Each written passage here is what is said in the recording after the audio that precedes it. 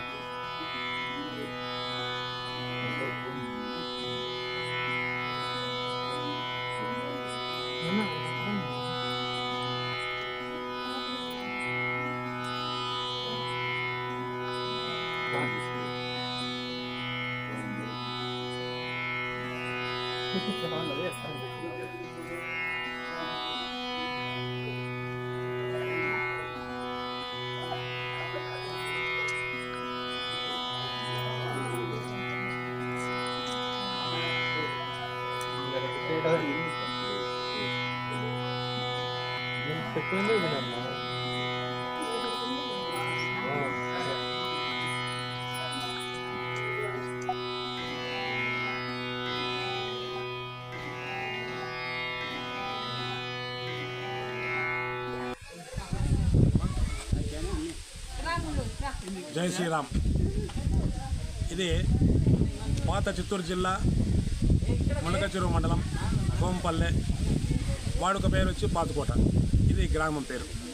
ఇక్కడ శ్రీకాంత వంశస్థులమైన మేము దాదాపు 300 సంవత్సరాల క్రితం కర్ణాటక రాష్ట్రం చిన్నబళ్ళాపూర్ నుంచి వచ్చిన వాళ్ళం. దాదాపు మా 10వ తాతగారు 12వ తాతగారు వచ్చినట్టుంది. అప్పటి నుంచి ఆ 12వ తాత గారు ఇక్కడ రామాలయం నిర్మించాలనే చిన్న రాళ్ళు సప్తమాతృకుల మొదట ఏర్పాటు సప్తమాతృకుల విగ్రహాలు పెట్టుకున్నారు. తర్వాతి కాలంలో అమ్మవారి దయ వలన రామాలయం కట్టుకునే స్తోమత వచ్చింది. రామాలయాన్ని సుమారుగా రామాలయం కట్టుకున్నారు. స్థానికంగా ఉన్న వార్తిక వంశస్థులు అంటే ఊరి కన్నాలు వార్తిక వంశస్థుల సహాయంతో స్థలాన్ని పొంది ఇక్కడ రామాలయం కట్టుకొని అప్పటి నుంచి రామసేవలో ఉన్నారు.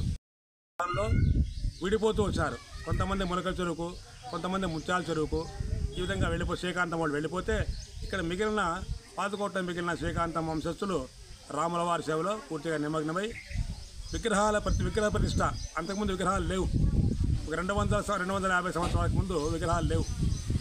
ఆ విగ్రహాలు తెచ్చుకోవాలని మళ్ళీ కర్ణాటక వాళ్ళ సొంత స్థలమైన కర్ణాటకకు వెళ్ళి అక్కడ వాళ్ళ స్థానికుల సహాయంతో విగ్రహాలను ఏర్పాటు చేసుకొని విగ్రహాలను చెక్కించి అక్కడ శిల్పం చేత దాన్ని తరలించుకొచ్చి మధ్యలో ఏదో అన్న కష్టాలు అవసరం పడినారు పాపం అవన్నీ చెప్తే పెద్ద గ్రంథమే అవుతుంది.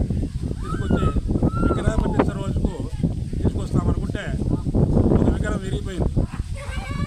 ఈ 3 విగ్రహాల్లో సీతారామ లక్ష్మణ హనుమ ఈ 4 విగ్రహాలు హనుమ లేదు. ఈ 3 విగ్రహాల్లో ఒక విగ్రహం విరిగిపోయింది. దుఃఖభారంతో ఉండగా వేరే శిల్పి ధైర్యం చెప్పి ఆ విగ్రహాన్ని కూడా అప్పటికప్పుడు తయారు చేసి మహానుభావుడు ఇచ్చినాడు. ఆ విగ్రహాలు చిన్నబళాపురం దగ్గర నుంచి డోలి అంటే ఉయ్యాలలో మోసుకొని వచ్చారు. ఆ కాలంలో అది ఏ సౌకర్యం లేకపోయినా తీసుకొని వచ్చినారు. జరిగిపోయింది.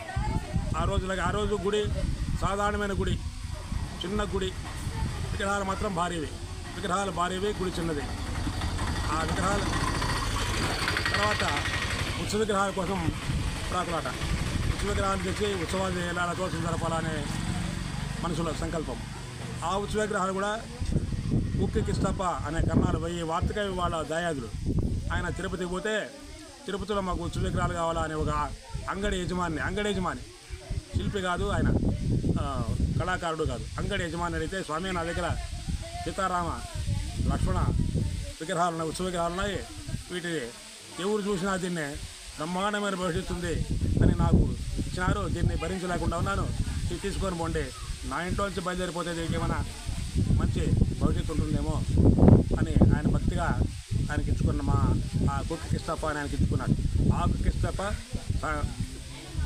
మంచి మనసుతో మా వాళ్ళకు అంటే మా శ్రీకాంతం వయసులకు ఇచ్చి మీ రామాలయంలో పెట్టుకొని ఈ రథోత్సవం జరిగే అదృష్టం ఉంది, భాగ్యం ఉందంటే విగ్రహాలకు అని ఇచ్చారంటే నిజంగా కూడా ఆయన నోటి వాళ్ళకు ఫలించి స్తోమత పెరిగింది, స్తోమత వచ్చింది. నాకు తెలిసినందుకు నాకు 71 సంవత్సరం వయసు. ఇప్పుడు నేను 1962లో రథోత్సవానికి నాంది, రథోత్సవానికి కాదు రథం నిర్మాణానికి నాంది. అంతకుముందు కట్టెలు 4 కట్టలు ఇట్లా 4 కట్టలు బండి పైన కట్టి రాతి చక్రాలు వేసి దానికి ఆ రాతి చక్రాల పైన రథం జరుపుతూ ఉన్నారు. ఆ రాతి చక్రాలు కూడా రాను రాను భారమైపోయి భిన్నమైపోతూ వచ్చింది. రథం భిన్నమైపోతే మామూలు చక్రాలు బండి చక్రాలు వేసి కొన్నాళ్ళు జరిపినారు. ఆ బండి చక్రాలు ప్రత్యేకంగా ఆ బండి తయారు చేసేవాడు వాడే రావాలా, ఆచార్య వచ్చి బండి కట్టాలా, ఆచార్య వచ్చి చక్రాలు గల వాళ్ళకు రాను అహంకారం పెరిగో లేకపోతే విధివశతో వాళ్ళు రాకుండా పోవడము, వీళ్ళు అవస్థపడము, ఈ విధంగా తయారయ్యి అది కూడా మనకు ఎట్లయినా ఈ పద్ధతి మానేసి శాశ్వతమైన రథాన్ని భద్రమైన రథాన్ని తయారు చేసుకోవాలని మా పెదనాన్న లక్ష్మణసప్ప సంకల్పం. అంతకుముందు అవస్థలు పడినారు రథంతో. 62లో రథ నిర్మాణానికి నాంది నాకు బాగా గుర్తుంది. 62లో నేను 3వ తరగతి. అప్పుడు రథ నిర్మాణం ప్రారంభమైంది. కోసూరి వెంకటప్ప అని మంచి వడ్రంగి మాయలపాడు, ఆయన ఇంజనీర్తో సమానం. ఇప్పుడున్న ఇంజనీర్లు ఏమాత్రం పనిచేయరు ఆయన దగ్గర, అంత మంచి ఇంజనీర్ మేధావి ఆయన వచ్చి ఈ చక్రాలు ఈ విధంగా ఉండాలి, దూలం అచ్చు ఈ విధంగా ఉండాలి, స్తంభాలు ఈ విధంగా ఉండాలి నిర్మాణం చేసింది ఆయన. మా పెద్దప్పకు కూడా తెలియని విషయాలు ఆయనకు తెలుసు, మా పెద్దనాన్నకు కూడా తెలియని శిల్ప రహస్యాలు వాస్తు రహస్యాలు ఆయనకు తెలుసు మహానుభావుడు. ఆయన చెప్పి ఈ విగ్రహాలు ఈ స్తంభాలు ఇన్నే ఉండాలి, స్తంభాలు ఈ మకర తోళాలు ఈ విధంగా ఉండాలి, నవగ్రహాలు ఈ విధంగా ఉండాలి అని ఆ శిల్పాలను చెక్కించి 16 రూపాయల ఒక విగ్రహం. ఆ రోజుల్లో 16 రూపాయలు ఎవరిస్తే వాళ్ళ పేరుతో విగ్రహం తయారించారు. ఈ రథానికి ఉన్న చుట్టూ విగ్రహాలు ఆ విధంగా తయారైనవి. తర్వాత పీటీఎం అంటే పెద్ద తీప సంవత్సరం మా పక్క గ్రామం సూర్య అచ్చన్న అనే వయసు కుటుంబం, ఆయన గూడుపల్లి నివాసి, పక్కన ఉన్న గూడుపల్లి గ్రామ నివాసి. అక్కడ బాగా లక్షలు సంపాదించుకొని అక్కడ ఏదో ఆయన కర్మగాలి కొడుకు చనిపోతే విసుగొచ్చి పీటీఎంకి వెళ్ళిపోయినాడు. ఆయన ఈ పాతుకోట పైన భక్తితో స్వామి నేను మీరు ఏదైతే రాముల వారికి చేయిస్తాను అంటే రేవు చేయించే తప్ప రథ నిర్మాణం ఉంది, దానికి భూరి విరాళం పెద్ద సహాయం ఇది కావాలంటే ఆ రోజుల్లో ఆయన పెద్ద మొత్తాన్ని విరాళంగా ఇచ్చినాడు. అది ఒప్పక పెట్టుకొని తర్వాత గుడ్లగుట్ట చంద్రశేఖర్ రెడ్డి అని ఆయన ఇక్కడ భూస్వామి, మంచి భూస్వామి, పేరు మోసిన భూస్వామి, దాతృత్వం కలిగిన మనిషి, పలుకుబడి గల మనిషి. మా పెద్దప్ప ఏది చెప్తే అది కాదనకుండా చేసేవాడు ఆయన. ఏ కొయ్య కావాలనో నా ఆస్తిలో దాదాపు 350 ఎకరాలు నాకు తెలిసినంత వరకు 400 ఎకరాలు వాళ్ళ భూములు. 6 మంది నేను అన్నదమ్ముల వాళ్ళు, ఒకరికి 80 ఎకరాలు వచ్చింది. ఆ విధంగా నా భూముల్లో ఎక్కడన్నా ఏ మానన్న ఉండి నా తమ్ముళ్ళ భాగంలో కానీ నా భాగంలో కానీ నీకు మామిడి మాన కావాలన్నా, తుమ్మమాన కావాలన్నా, వేపమాన కావాలన్నా, అల్లేడు మాన కావాలన్నా, విప్పమాన కావాలన్నా, ఈ మానలో ఏది కావాలంటే అది కోసుకోండి. అట్లా మహానుభావులు ఉన్నారా? మాను కోసుకోండి. మళ్ళీ అది కాకుండా కోత ఖర్చులు కూడా తెలుస్తాను. మాను సరుకు ఇవ్వడమే కాకుండా కోత కూలి ఇవ్వడం నాదేను అని చెప్తే ఆ కోత కూలి ఇక్కడ తెచ్చుకొని ఆ అడ్డంగా ఆయన వెంకటప్ప చుట్టూ తిరిగి ఏ మహానుభావులు వాళ్ళ కృషి ఎంత, వాళ్ళ అంకిత భావం ఎంత, ప్రతి మాను ఆయన తిరిగే ఇదో ఈ మాన పనికొస్తుంది, ఈ మాన పనికొస్తుంది, ఈ మాన పనికొస్తుంది అని కోత కోసి లారీలు లేవు, ట్రాక్టర్లు లేవు, పెద్దలు ఎనుపోతుల బండి నా బాగా నొప్పుంది, ఎనుపోతులు కట్టిన బండిలో ఆ సామాన పోయేంత లాక్కొచ్చినారు. ఇప్పుడు ప్రస్తుతం ఉన్న గుడి ముందరనే శిల్పాలు చెక్కినారు, ఇక్కడ ముద్దులు చెక్కినారు. అక్కడ గుళ్ళో ఇక్కడ పెద్ద పెద్ద వస్తువులు గడార్లు, దానికి వేసిన గడార్లు కూడా తుంగభద్రలో ఈ వెంకటప్ప కొడుకు ఇంజనీర్గా ఉన్నాడు, తుంగభద్ర ఇండస్ట్రీస్ అక్కడ బళ్ళారి. ఆయన శ్రీనివాసనే ఈ వెంకటప్పకు సొంత కొడుకు, ఆయన అక్కడ ఇంజనీర్. ఇక్కడి నుంచి లెటర్లు, ఫోన్లు లేవు, వాట్సాప్లు లేవు, ఈమెయిల్ టీవీలు లేవు. ఆ రోజుల్లో లెటర్ రాసినాడు కొడుకు, అరే ఈ విధంగా చక్రం ఉంటే బొమ్మేసి ఈ విధంగా ధోని ముద్దు పై నుంచి రంధ్రం పెడితే దిగవ ధోని ముద్దు వరకు ఆ రాడ్ దిగాలి, ఏం బుర్ర వాళ్ళది. కింద అచ్చు, ఇప్పుడు చక్రాలు పెట్టి కింద అచ్చు కూడా హోల్, పై నుంచి గలా దించితే ఈ కట్లు చక్రంలో దిగి ధోని ముద్దులు దిగి అచ్చులో దిగాలి అని ఇక్కడి నుంచి డ్రాయింగ్ వేస్తే ఆయన ఆ మహానుభావుడిగా మీద వాళ్ళ నాయన రాసిన చిత్రాన్ని ఆధారంగా చేసుకొని అదేవిధంగా దాని అచ్చులు, ఆ గడార్లు, ఈ బిగింపులన్నీ కూడా ఆయన రాతి ఇనుము లోహానికి సంబంధించిన వస్తువులను కూడా ఆయన ఏర్పాటు చేసినాడు. అప్పుడు ఆయన పంపించిన లోహం ప్లాన్ ప్రకారం ఈయన బిగించాడు. ఇక్కడ ఆనందము విచిత్రము అది 63లో రథం తయారైంది. ఇంతమంది కష్టపడితే జాగ ఫలితంగా, కృషి ఫలితంగా 63లో తయారు మొట్టమొదటి తయారు 63లో. నాకు బాగా జ్ఞాపకం, ఎందుకంటే ఆ తయారు మీద నుంచి పండే నేను పడి గాయమైంది కట్టి దగ్గర, అది కూడా గుర్తుంది. కాబట్టి అది 63లో తయారు ప్రారంభం. 63 నుంచి జరుగుతూ ఉంది. కాలక్రమంలో అందరూ మా పెద్దనాన్న, మా నాన్న, మా అన్నగారు అందరూ పొరవరు వెళ్ళిపోయారు. వెళ్ళిపోతే మేము మిగిలినాము. ఇప్పుడు ఇంకా వైభవంగా జరుగుతోంది. అప్పుడు డబ్బు లేక వాళ్ళు ఇబ్బంది పడితే ఇప్పుడు చేసే మనుషులు లేక ఇబ్బంది పడే పరిస్థితి. చేసే మనుషులు అంటే మనుషులు లేక కాదు, మనుషులు వెసులుబాటు లేక, ఉద్యోగాలు వాళ్ళ ఉద్యోగాలు వాళ్ళవి, వాళ్ళ వృత్తులు వాళ్ళవి. అయినా అందరూ సహకరిస్తున్నారు. రాముడు పుష్కలంగా డబ్బిచ్చాడు. 1000 రూపాయలు కావాలనుకుంటే అన్న ఊరికే చిన్నగా అది శివాలయంలో ఈ విధంగా ఉందిరా, గడ్డి వచ్చి ఖచ్చితంగా ఉందంటే ఒకే మాట కూడా 2 లక్షలు నేను ఇస్తానన్నా అని మా అన్న కూడా ఇంకొక కూడా నేను 1 లక్ష రూపాయలు ఇస్తానన్నా. కళా నిజమా, శివ సంకల్పం. కాబట్టి ఆ విధంగా ఆ పిల్లలంతా మా వారసులంతా కూడా నాకు సహకరిస్తారని నా పైన గౌరవంతో, రాముల వారి పైన భక్తితో, సొంత ఊరి పైన అభిమానంతో కొన్ని జరుపుతూ ఉన్నారు. మా సూనాడప్ప మా అన్న చనిపోయిన తర్వాత ఆయన తమ్ముడు సుబ్బరామప్ప రాముల వారికి ఎంతో సేవ చేసినాడు.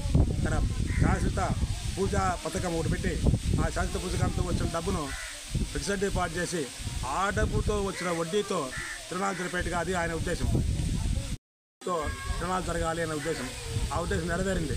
దాదాపు సంకల్పం నెరవేరింది. అంతలోనే ఆయన ఆరోగ్యం బాగాలేక వెళ్ళిపోయా. ఆయన వెళ్ళిపోవడంతో మా నాయనకు పడిపోయినంత పోయినాడు. మా అన్న దెబ్బలు పడినా కూడా రాముడు మమ్మను మీరే భయపడతండి, తమ్ముడి చనిపోయినా ఇన్ని దెబ్బలు పడినా నేను మిమ్మల్ని కాపాడుతాను, నా కార్యం నిర్విఘ్నంగా జరుగుతుంది అని హామీ ఇచ్చినట్టుగా జరుగుతూ ఉన్నాయి. అది హామీ ఇచ్చినాడు మాకు. ఊరు లేకపోయినా ఎవరు ఉన్నా ఊరికే ఒక మనిషి ఒకటి ఉండండి, పేరు కట్టు నామకావస్తూ ఉండండి, నా పని నేను జరుపుకుంటాను అనే ధైర్యం ఇచ్చాడు ఆయన. ఆ ధైర్యంతోనే ఇదివరకు జరుగుతున్నాయి. ఇది ఈ కాలక్రమంలో వచ్చిన మార్పు. తర్వాత తేరుకు షెడ్ లేకుండా వానకు తెలిసి ఎండకెళ్ళి రేకులు కడతా ఉంటుంది. రేకులను దానికి కవచం మాదిరి కట్టేది, అదొక పెద్ద కార్యక్రమం. వాడెడుకోవాలి, వీడనుకో తేరు కట్టడానికి వాడే రావాలా. మన సంవత్సరం ఏర్పాటు చూడైతే వచ్చి తేరు రేకులు కట్టాలి. ఆ కమ్మీలు బిగించి అట్లయినా ఆ గ్యాపుల్లో నీళ్లు పడి ఎండిపోయేది. ఆ స్తంభాలు ఎండిపోయి నానిపోయి అవస్థపడతాయి. మళ్ళీ జీర్ణోద్ధరణ, దాన్ని మేము జీర్ణోద్ధరణ వ్రతం జీర్ణోద్ధరణ 2 సార్లు జీర్ణోద్ధరణ చేసినాం. ఇది కాదని షెడ్ లేకపోతే ఈ తేరు ఉండదు. ఆ నిర్మాణం షెడ్ నిర్మాణం అంటే మా వారసులు, మా అన్నగారి కొడుకు బిడ్డలు, మా వాళ్ళు ఏం చెప్తే అది ఇస్తామమ్మా నిలబడి చేపించుకుంటే ఎంత బాగా వచ్చింది ఓటకు. ఆ తేరు షెడ్కు కూడా 1000 అనుకుంటే 5000 ఈ విధంగా వస్తే ఆ తేరు షెడ్ కూడా నిర్మాణం చేసుకున్నాం. ఇది భగవంతుడు నాకు ఇచ్చిన అవకాశం. దేవాలయం నా హయాంలో పునర్నిర్మాణం. ఆ దేవాలయం విషయం చెప్పలేదు. ఈ దేవాలయం ఎట్లా అన్నీ బాగున్నాయరా, దేవాలయం పడిపోయే పరిస్థితులు అంటే ఏం చేయాలని చెప్పున్నాను. కొత్త చేసి కొత్త దేవస్థానం కట్టాల్సిందే. పూజ తర్వాత గుడి ఉంటే కదా మళ్ళీ పూజ అని అంటే కరెక్ట్ నువ్వు చెప్పేది అని చెప్పి గుడిని సమూలంగా తీసి కొత్త గుడి కడతాము అని అప్పుడే వెంటనే లక్షలు పడిపోవడమే. 4 లక్షలు ప్రతి మనిషి 1 లక్ష, అల్లుళ్ళు ఆడబిడ్డలు అందరూ కూడా లక్ష ఇచ్చి దేవస్థాన పునర్నిర్మాణానికి ఆర్థిక బలాన్ని ఇచ్చారు. ఆర్థిక సాయం అనుకోడు. ఆర్థిక బలాన్ని ఇస్తే నేను దానికి దిగిన అమ్మ డబ్బు వచ్చింది దిగుదాం. 25 లక్షలు ఎస్టిమేషన్ తిరుపతిలో మా సుతరాయణప్ప కూతురు శివప్రద అనే ఆ అమ్మాయి ఇంజనీర్, గవర్నమెంట్ ఇంజనీర్గా పనిచేస్తుంది. ఆ అమ్మాయిని అడిగిన అమ్మ ఎట్లా చేస్తాం ఈ పరిస్థితి నాన్న నాకు వదిలేయి అని చెప్పి మంచి ఇంజనీర్ రమ్మని దానికి ప్లాన్ ఇచ్చి వాస్తు శాస్త్రం రమ్మని వాస్తు ప్రకారం పెట్టించి మంచి పైగా ఫిక్స్డ్ పీరియడ్ ఈ టైంలో ఇవ్వాలి అని అంటే అప్పుడు ఆ కాంట్రాక్టర్ అవస్థపడి నష్టపోయినాడు ఏమో తెలియదు. దానిలో నష్టపోయింటాడు. మాకు దేవాలయం తయారు చేసినాడు. మాకు దేవాలయ నిర్మాణం తయారైంది. కొత్త గుడి, కొత్త రథం షెడ్డు, ఇది కొత్త రథము పునర్నిర్మాణము, ఇవన్నీ కూడా భగవంతుడు నాకు అనుగ్రహిస్తే చేసిన కార్యక్రమాలు. ఈరోజు మా అక్క లక్ష్మీదేవమ్మ కూతురు అరుణ నన్ను మామ 4 విషయాలు చెప్పు ఉంటే నాకు ఏం అర్థం కాకుండా చెప్పిన పరిస్థితి రామార్పణం. బాగా చెప్తున్నారు.